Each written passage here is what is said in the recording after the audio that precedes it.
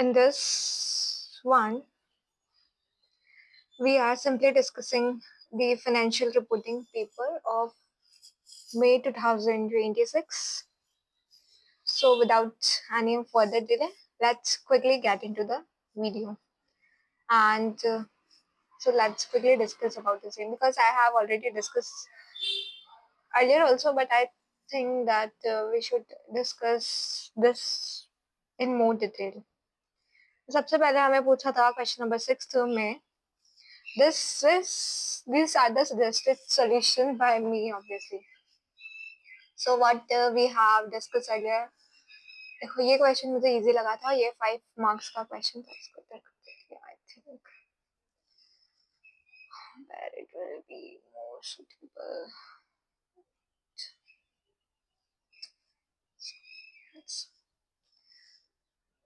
Question number 6 का A वाला part and that is define cloud computing and explain any 4 common application of cloud computing. तो इसमें मैंने usually जो होता है इन आस पास सास एंड ये एप्लीकेशंस होती है and delivering of computing service over the internet. तो इसका डेफिनेशन और इसकी एप्लीकेशंस और इसका थोड़ा डिटेलिंग लिख के ऐसा कर लिया था. उसके बाद इसका solution, complete solution I will show you. Also उसके बाद Real Estate Limited is a construction company and decided to construct a huge office building for its use since financial year this. I think यहाँ पे सही नहीं है.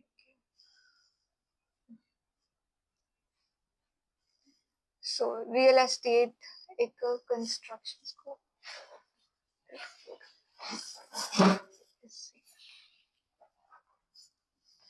देखिए इसमें क्या है कि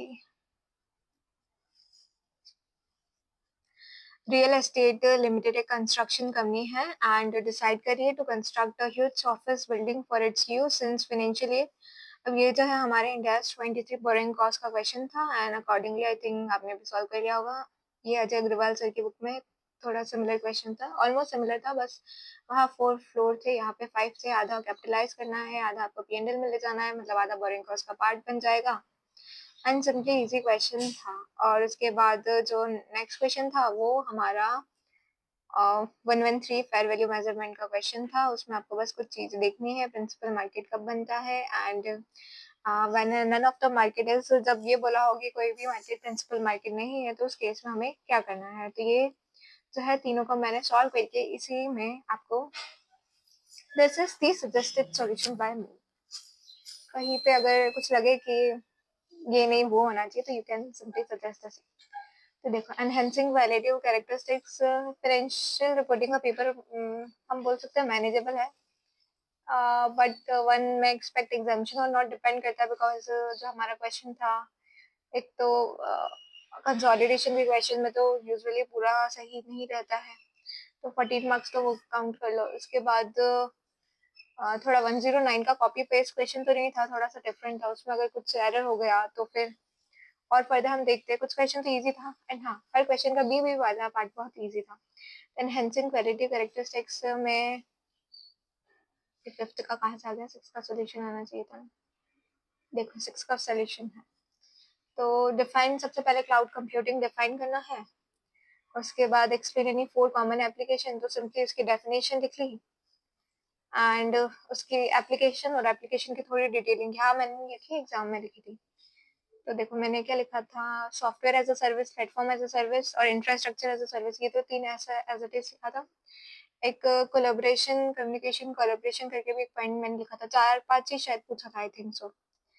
एंड उसके बाद उसकी थोड़ी डिटेलिंग और उसके बाद इंडेक्स 23 बोरिंग कॉस्ट में मेरा थोड़ा सा स्लाइटली थोड़ी सी एरर हो गई है वहाँ, बट इसका करेक्ट सोल्यूशन ये है जो मैंने यहाँ पे किया है कि पहले इतना इंटरेस्ट बनता है, फिर इतना हम कैपिटलाइज कर रहे हैं, इतना पीएनएल वगैरह में ले जा रहे हैं, हाफ ऑफ बोला है ना, हाफ ऑफ, क्योंकि जो ऑपरेशनल है पहले मैंने लिखा कि कब कैपिटलाइज करते हैं, कब से सेशन हो जाता है कैपिटलाइजेशन का, ऐसे करके थोड़ी सी थ्योरी मैंने लिखी थी एंड उसके बाद अकॉर्डिंगली बताया था. बट यहाँ पे मेरा थोड़ा सा एरर हो गया है इन एग्जामिनेशन.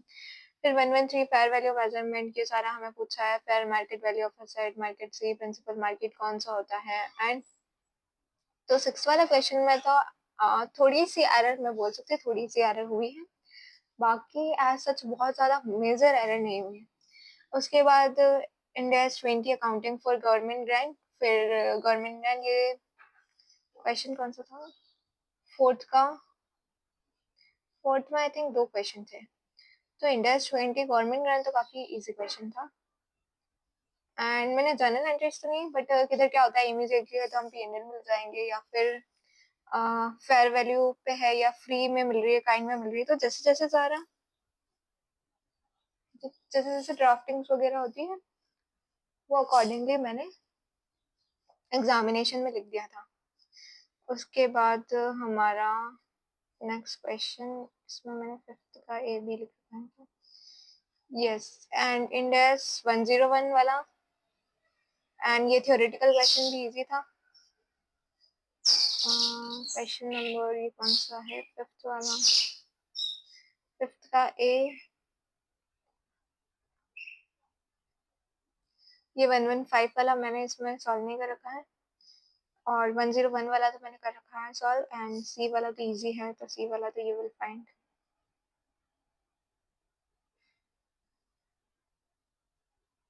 देखो फिफ्थ का भी इस तरीके से होना चाहिए था, इक्विटी इतना है, लायबिलिटी इतना है, और फिर हमें ट्रांजिशन डेट पे जाके बताना है, भी रिकॉग्नाइज करना है प्रीवियस वाली liability,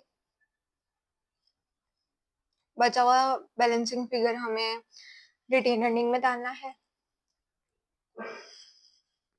and debenture to financial liability to equity, ठीक है, ये सारा तो हम कर लेंगे। और एनहांसिंग क्वालिटेटिव कैरेक्टरिस्टिक्स, इसमें आ जाएगा CUVT, ये हो जाएगा, एंड तो ये क्वेश्चन इजी था, तो आई थिंक हम सब ने से कर लिया होगा करेक्ट। उसके बाद हमारा नेक्स्ट आ जाता है क्लाउड कंप्यूटिंग, ये तो दोबारा से मैंने लिख लिया। ये जो सेगमेंट रिपोर्टिंग वाला क्वेश्चन था तो ये भी इजी था। अब ये वाला क्वेश्चन थोड़ा सा ट्रिकी लग रहा था, फोर्थ का ये, बिकॉज एज इट इज पहले मतलब एकदम ऐसे का ऐसा किया हो ऐसा नहीं था, तो इस क्वेश्चन में तो मुझे थोड़ा सा, और ये गवर्नमेंट ग्रांट वाला क्वेश्चन तो मैंने आपको दिखाई दिया था। फिर ये फिफ्थ वाला क्वेश्चन है, तो फोर्थ का बी तो मैंने आपको बता दिया था कि इजी था। उसके बाद फोर्थ का ए कंसेप्ट तो सिमिलर है, बट ये क्वेश्चन थोड़ा सा न्यू और थोड़ा अजीब था। फिर टू का भी इंडेक्स 34 फाइनेंशियल रिपोर्टिंग में, इसमें मुझे थोड़ी सी कंफ्यूजन है, इसमें आपको बताना आंसर क्या आ रहा है। ओ गॉड, कहाँ चला गया, मैंने कहाँ तक चला दिया।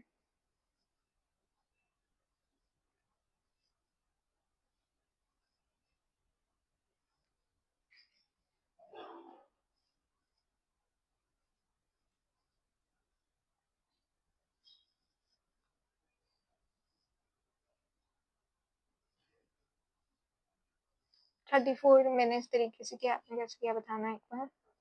और इसमें भी कोई थ्योरेटिकल क्वेश्चन था, इंडेक्स 8 आई थिंक, तो इसमें भी मैंने थ्योरी के अकॉर्डिंग किया। इंडेक्स 116 वाला क्वेश्चन था, डीलर लेजर वाला क्वेश्चन था। ये क्वेश्चन हमारी बुक में है, बट एज इट इज नहीं है, तो मैंने इसको जितना किया उस हिसाब से बताना क्या सही है कि नहीं। सेगमेंट रिपोर्टिंग मैंने बोला ना, हर क्वेश्चन का बी वाला पार्ट तो सुपर इजी था। सेगमेंट रिपोर्टिंग का तो ये तो सबसे इजीएस्ट क्वेश्चन फाइनेंशियल रिपोर्टिंग के पेपर में यही क्वेश्चन था।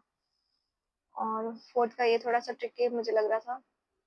थर्ड का ये मैंने कुछ इस तरीके से किया था, आपका बताना कैसा आ रहा है। इसमें भी मेरे थोड़े से मार्क्स डिडक्ट हो सकते हैं, बिकॉज मैंने कहीं ना कहीं थोड़ी सी एरर की है। इसको मैंने शायद लास्ट में किया था, थोड़ा सा छूट भी रहा था, हम बोल सकते हैं।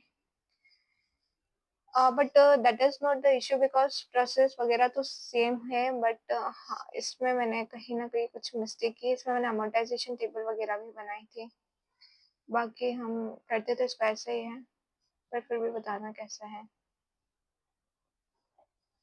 थर्ड का भी ये 108 का क्वेश्चन तो इजीएस्ट था आई में से, मतलब पेपर अच्छा आया, हुआ भी ठीक, बट मार्क्स किधर कितने डिडक्ट हो रहे हैं वो एक्यूरेसी से पता नहीं चल पा रहे हैं।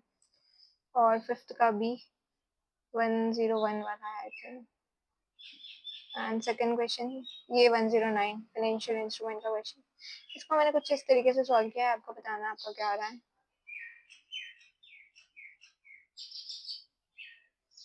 पहले मैंने कुछ इस तरीके से किया, फिर प्री पेमेंट, इसमें भी अलग अलग फैकल्टी, कुछ तो इसको नॉर्मली जैसे सॉल्व करते वैसे कर रहे हैं, कुछ बोल रहे हैं इसमें डेरिवेटिव का एलिमेंट भी इंक्लूड है एंड वो अकॉर्डिंगली उस तरीके से भी इसको सॉल्व कर रहे हैं, तो मुझे समझ नहीं आ रहा है कि एक्चुअल सोल्यूशन क्या हो। सजेस्टेड में दोनों आ जाते हैं तो अच्छी बात है, अदरवाइज रिस्क पे है हमारा ये क्वेश्चन, क्योंकि इसमें कुछ चीजें, कुछ लैंग्वेज थोड़ी अलग है जो यूजुअली हम देखते हैं उससे थोड़ी अलग है। बाकी एंट्रीज वगैरह तो ये, एंड मैंने इसमें एक कंसोलिडेशन का क्वेश्चन नहीं किया है, एंड एक मैंने 10 नहीं, इंडेक्स 19 एम्प्लॉय बेनिफिट वाला क्वेश्चन नहीं किया है, और एक 115, तो 3 क्वेश्चन मैंने इसमें पर्टिकुलरली मेरे सजेस्टेड में सॉल्व नहीं किया, जो मेरे अकॉर्डिंग पॉसिबल सॉल्यूशन होना चाहिए, दैट इज एक तो 110 कंसोलिडेशन, उसमें यूजुअली सबका थोड़े से एडजस्टमेंट हिलने से सबका आंसर डिफरेंट आएगा, तो मैंने उसे अवॉइड किया है। 115 थ्योरेटिकल क्वेश्चन था, उसको भी मैंने अवॉइड किया है लिखना, एंड एक और इंडेक्स 19 एम्प्लॉय बेनिफिट, उसमें मुझे खुद को थोड़ी कंफ्यूजन है तो मैंने उसको सॉल्व नहीं किया है। बाकी रेस्ट यू विल फाइंड के मैंने सारे क्वेश्चन को सॉल्व करने की कोशिश की है। आई डोंट नो कि कितने मार्क्स आ सकते हैं या कितने आने चाहिए, बस मैंने ट्राई किया है कि क्या सॉल्यूशन होना चाहिए था, क्या मैंने किया है, उसमें भी मेरा थोड़ा-सा डेविएशन आ रहा है, थोड़ा गैप तो मेरा भी आ रहा है। जो मैंने एक्चुअल में वहाँ किया था, यहाँ जो किया है थोड़ा-सा, बट फिर भी we hope still best from our side. इसके बाद एग्ज़ामिनेशन के होने के बाद हम कुछ कर नहीं सकते हैं आई गेस। तो विद दिस बस यही है अबाउट द फाइनेंशियल रिपोर्टिंग में 26 पे।